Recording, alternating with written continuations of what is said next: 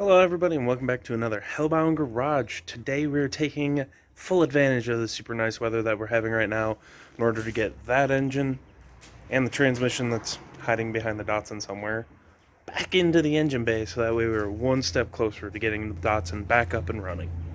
I guess you could say that the engine has been taking a nap underneath this blanket for the last several months. This was just a nice easy way of making sure that dirt and debris didn't get inside the engine while I was fabricating and doing other projects. So this may be your first time actually seeing this, so let me uncover it and tell you what the engine is. Ha! Gotcha! All jokes aside, I have tried making the video describing the engine and all the parts to it, and every time I review what I've recorded, I sound very preachy, and I don't like it. I think I have probably, tried to record it like 5 or 6 times, and each individual time, it sucks. I go into too much detail, I go into defending myself. I don't know. Anyways, we are going to jump to a time lapse of getting everything together and getting it in the car. And after that's done, then I'll explain, hopefully without too much detail, but just enough, what's going on for the engine and transmission of the Datsun.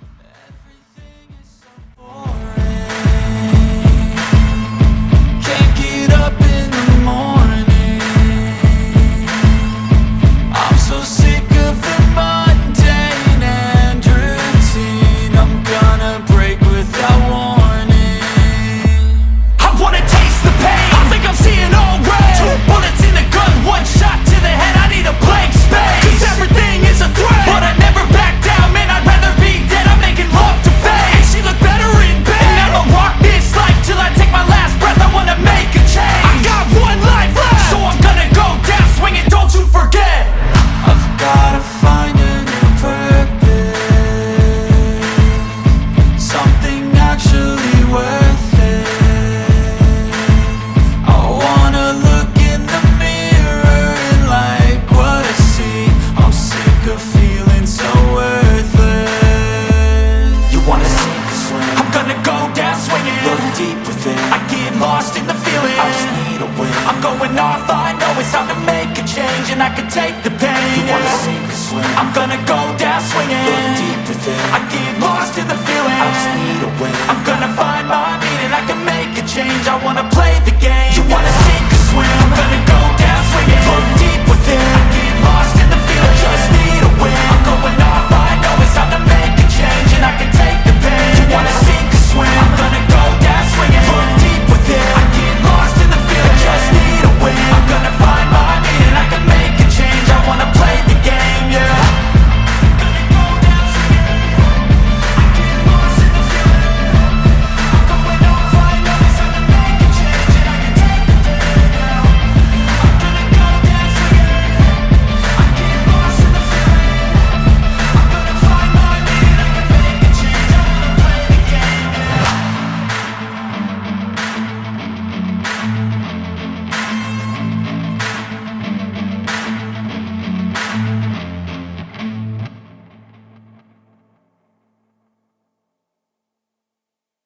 The engine and transmission are back together and back in the car.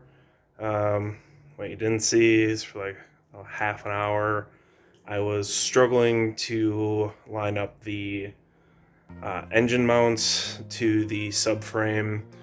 One of the swap components is C10 engine mounts, and they're essentially like a flat pancake, and the bolt for that goes through the subframe and actually turns into the mount. It's not like a lot of modern mounts where the mount has a stud and then a nut just goes onto it. This is the reverse. So lining it up isn't necessarily the easiest, but it's how you get the engine clearanced in the engine bay the way that it is. So let me turn you around and show you what I've got.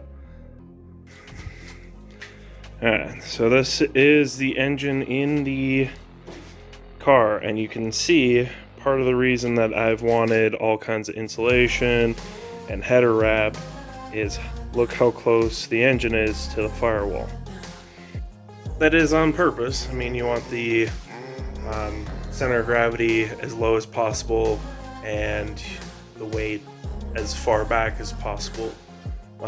With this setup, with the JTR mounts, the small block in there, it is actually, if you can tell, it's technically mid-engine because all of the weight is behind the strut towers or in front of the strut towers. So it is a mid-engine vehicle. As much as people are going to argue about that, the definition of mid-engine is this. I am tired and I am hungry, so I am going to call it quits for the night, and I'll come back tomorrow and we'll get the exhaust bolted onto the car, as well as we will get the drive shaft reinstalled. And for the most part, that should be all of the components that are underneath the car. I think the only thing technically left is the clutch slave cylinder, and you can actually get that from the engine bay. So we'll be able to lower the car back down and keep working on the things on the interior and the engine bay. But that's after I finish the stuff tomorrow. So see you then.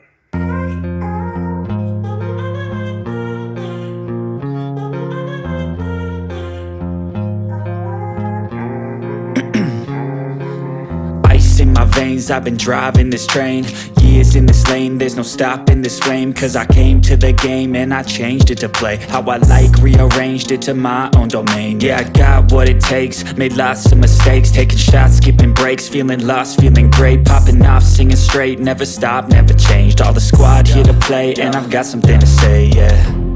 I work hard each and every day, I get lost in the words I say.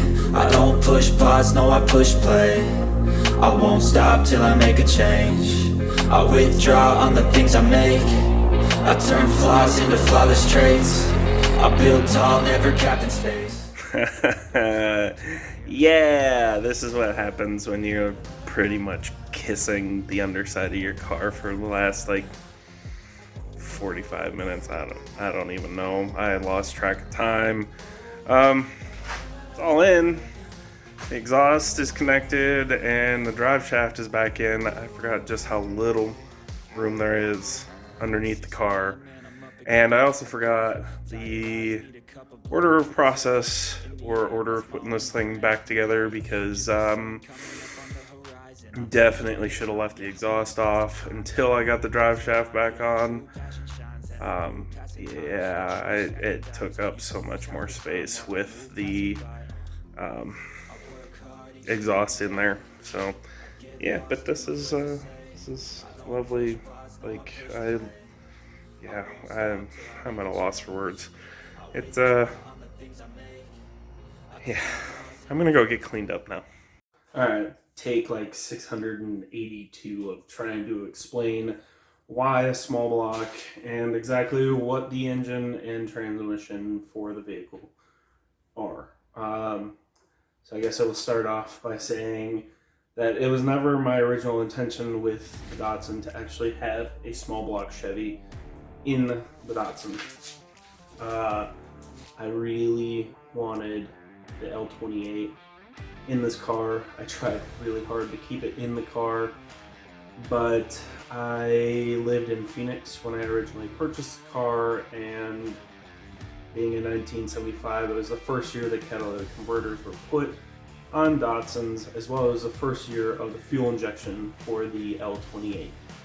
And that kind of had a whole host of problems. So a lot of places didn't have catalytic converters on the 280Z, but California did. And Phoenix, where I lived, had emissions, and they tested every car as a California car in 1975. So without a catalytic converter, it failed the test. The other problem was the electronics were old enough in the car, being in Arizona, how electronics get damaged. I could never get the first year of fuel injection to actually work properly in the L28. I even went to an aftermarket ECU, and I could never get it to run right. And then one day the electronics just completely died. Completely failed. Don't know what the problem was. I couldn't diagnose it. And I said, screw it. And I yanked the L28 and I literally sold every part that I had regarding the engine and overall drivetrain for the Datsun. At that point, I had the L28 that was in the car plus 2 extra L28s that I had planned on doing other different builds with, as well as the original plan for the car was an SR. And I even sold the SR. I had a bunch of parts for that, sold it all. And I went with the simplest thing I could possibly think of, and that was a small block Chevy. So that's where everything kind of came into play. And the other reason for a small block Chevy is the people that I knew around me at that time pretty much only knew about carburetors and distributors. So in order to get the car to run correctly and have any hopes of passing emissions, we went with the small block and what other people knew.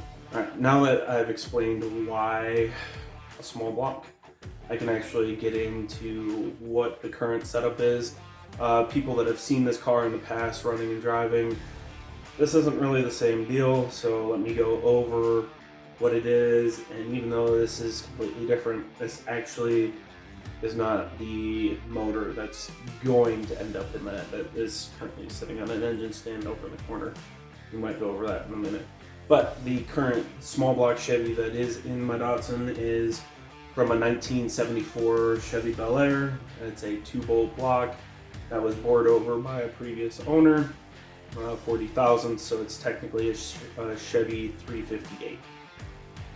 I completely tore it down, put all new bearings in it, and then I put in a Comp Cam's XE 274 cam. It's a hydraulic flat tappet cam, so it's the old school, and that will change in the future, but for the time being, that's what's in this motor.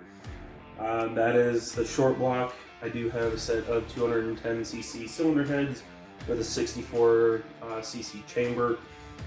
They are technically like a lesser brand of cylinder head, but the people that I buy them from, it's a duo. One's an engine builder, the other one is a machinist, and they buy these in bulk essentially. They work them, they make sure that the valve guides are good in them, and they also do all the springs and everything in them before they sell them to people. Now, the things that honestly throw people off, and I will have to get into in a later video, is the fact that there are LS ignition coils on this motor from a Tahoe, as well as there's Ford Lightning injectors on a fuel injection intake manifold for this old school small block. And I'll get into that later, but essentially I want to autocross this car and a carburetor just wasn't going to cut it. So that's what I'll say for now. The transmission for the Datsun is a T5 out of a 1989 Camaro. I actually bought the entire running driving car. It was having title issues in Phoenix. So I drove the car all the way to where the Datsun was stored, yanked the transmission out, and before I had a chance to do anything with the Camaro, I ended up having to sell it for personal reasons. So it's got a good T5 in it, and before anybody says anything, I'm not gonna go do a T56. I've been looking at them, but the thing is for the price of a used T56, I can get a whole new gear set for the T5 from G-Force that will give me the same amount of power capability as a T56, but in a much lighter platform. So for the most part, we're gonna say T5. So that briefly goes over the drivetrain of the Datsun. In the time lapse, I'm sure you noticed that I was struggling a little bit, and that is because the exhaust system and this whole car was set up with a set of stock straight spark plug heads. Now these are angle spark plug heads. It deals with the way the spark goes into the chambers, and they say that the angled spark plug is a better performance. But anyways, because I went to the angle head, I ended up having to get different headers, and I think there's just enough slight differences between it, or the fact that my exhaust has been sitting on the ground for like 6 months, that the exhaust is either tweaked or it's slightly off from the manifolds, It's definitely something I'm going to have to address later down the line, but for the time being, it's on and it's secure. Like I said, that's pretty much what's going on in the Datsun in a nutshell. I will go over more of the top side of this motor as we progress into other aspects of the car, which will be in a video or two, explaining exactly what's going on. I figured I would put the last mechanical piece of the puzzle onto the car before I ended this video. Well, technically it's like 5 pieces. Let me show you what I'm talking about. And that is this right here. So this is the clutch slave cylinder with the clutch master cylinder and a braided line with 2 custom fittings. This is a stock Camaro slave cylinder, but this is a Willwood clutch master cylinder. It's the only way to get enough pressure to make the whole system work. It gets a little weird.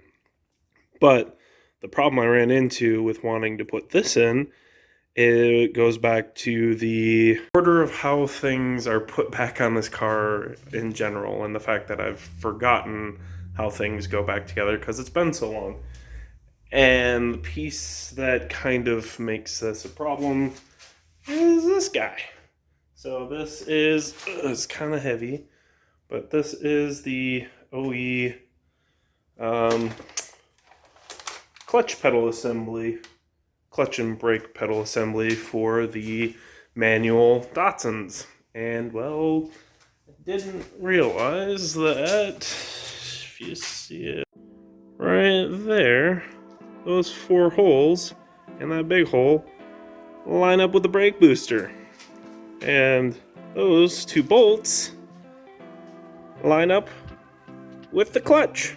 So now I have to unbolt the brake booster, not tweak the lines going down to the new proportioning valve, and then get the clutch pedal assembly bolted into place, and then I can get the slave and the clutch master cylinder back onto the car.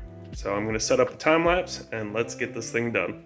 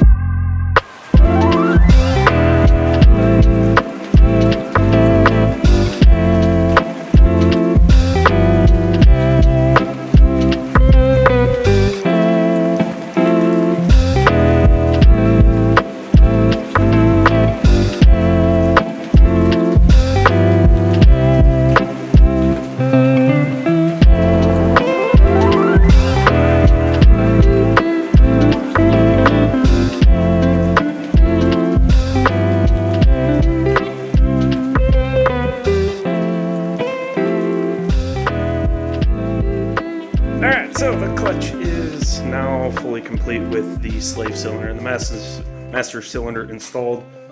The slave cylinder, the fitting on it, if you notice maybe in the time lapse, there was a little bit of seepage on it, but because of the way the fitting is, if you put too much tension on that fitting, it will start to leak because it's essentially just sits in the slave cylinder with a pin and a rubber seal. Like, that's all there is to it. It doesn't screw down or anything like that. So if you put too much tension or compression on it, it will start to leak.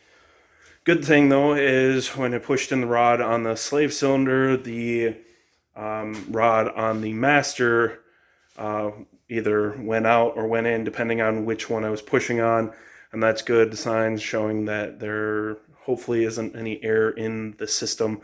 The whole reason that the slave cylinder and the master cylinder are still together or were together before. It's because I really didn't want to have to bleed the clutch again, because it's a royal pain to take care of that. It took forever last time. I mean, I let it sit for a day, tapped on it, bled it, did all that thing, and it didn't work. Then out of nowhere, it decided to bleed itself. So that's why it was all together, and that's why, hopefully, with any luck, what I did, it was actually successful. Now, the pedal assembly itself was a little bit of a pain. I had to have everything loose, get everything started, and then bolt or tighten everything up, just like I had to do with all the suspension components on it. And that's because everything's tight and it's got its own little place. But overall, it went fairly smooth. The biggest pain of the whole thing was actually the nut that is right there. You see the spacing in there? It's super hard to get any kind of a wrench in there, especially with this spacing here. But we got it in and it's done. So I am going to call this a video now that most of the mechanical pieces of the car are back in place. The next one, I think I'm going to get the fuel system back in place, maybe get the electrical back in place. We'll see how ambitious I get with the next one. But anyways, thank you for watching. Thank you for your support. Goodbye. Do what it takes, I ain't making mistakes like that. I'll bleed on your face to make you go